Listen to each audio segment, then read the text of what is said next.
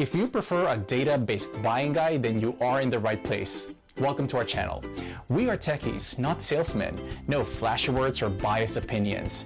We made this list based on the big data collected from customers, manufacturers, as well as our data providers. Thanks to our exclusive unsupervised learning AI system, analyzing and comparing all these products couldn't be more accurate or efficient.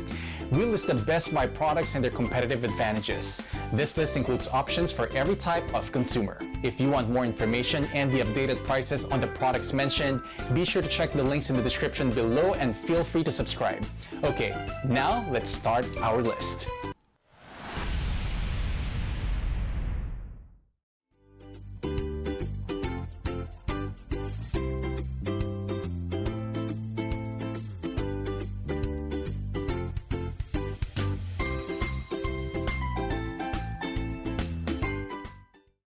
Open it.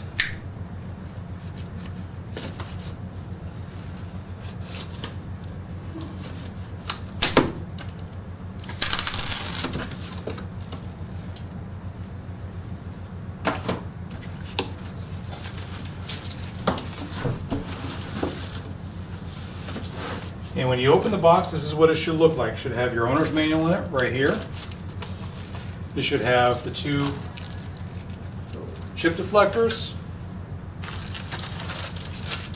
all your pieces, parts, and we're going to open these up and look at them so we have everything laid out so we know what we have.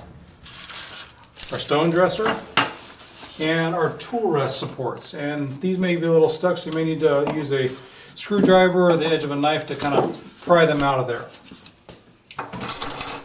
And then you take it off the top styrofoam, and there's your grinder sitting in there. So what I like to do in order to get this out effectively without having to do any weird juggling is I like to actually turn it up on its side, like so, and just slide it out.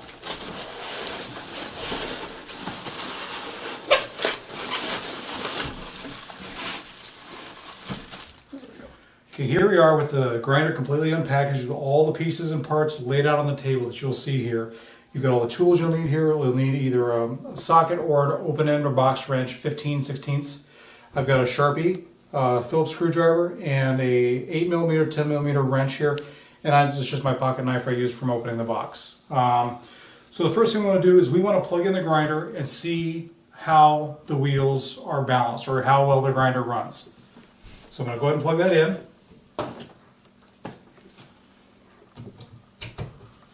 And then I'll reach over here, and I'm only standing on this side because I want to be able to illustrate what you're going to see here. So I'll turn on the grinder.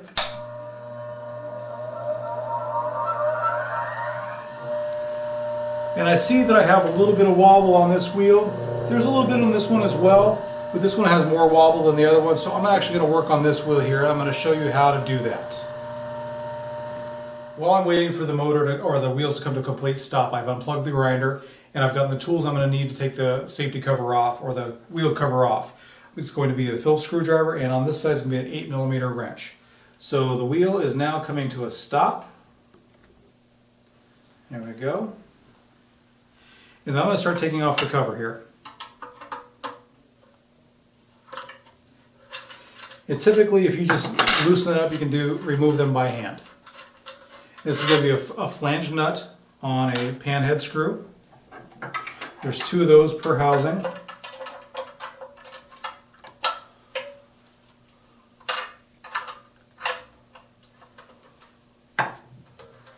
And all of this is covered in your owner's manual as well that you will have. Please be sure you read, understand, and follow that.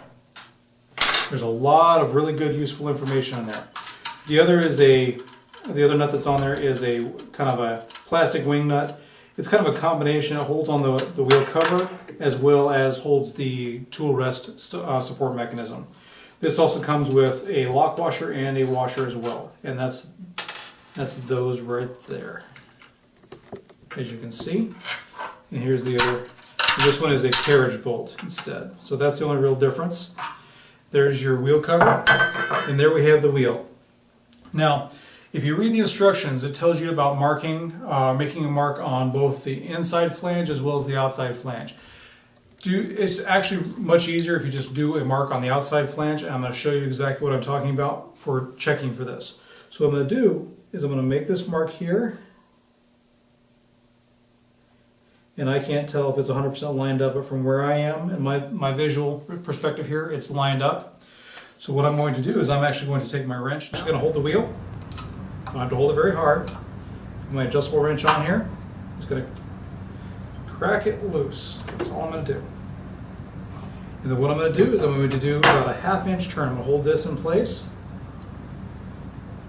So I'm going to loosen this nut. I've already broken it loose, and I'm going to turn the wheel about a 1/2 inch. And I'm going to hand tighten the nut, just like so. Take the wrench and hold the wheel. Just do a quick little twist on it like that. Not very much, don't need very much, because the centrifugal force of the motor is going to keep that tightened up on you. Now what I'm going to do is I'm going to actually plug the motor in. Please be careful at this point because your wheel is fully exposed and you can actually get yourself pretty well hurt. So what I'm going to do now is I'm actually going to plug the motor in and watch it. I'm just going to watch any kind of wobble out here on this point of the wheel here. So I'm going to plug it back in.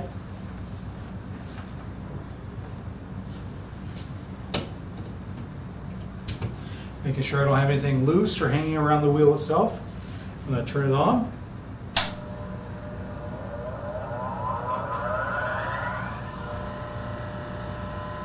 And it seems like I've gotten a little bit better. There's a lot less wobble in that. So what I'm going to do at this point, I'm going to wait for the motor to slow down, and then I might give it one more turn just to double check, make sure I can find a sweeter spot, so to speak, to make it run truer. So I did go back that 1/2 inch, and I'm pretty happy. I'm very happy with where that is.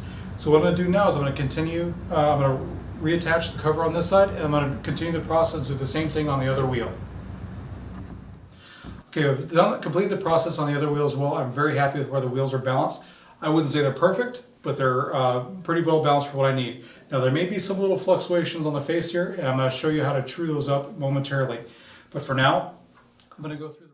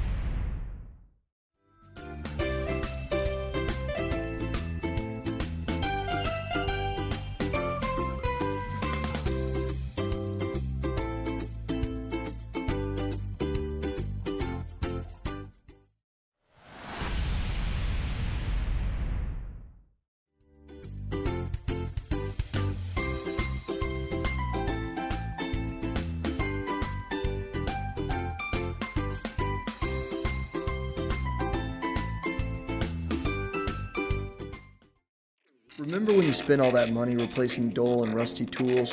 From deburring ragged edges to cleaning objects to sharpening blades, the WIN 6-inch bench grinder is the ideal companion for any workshop.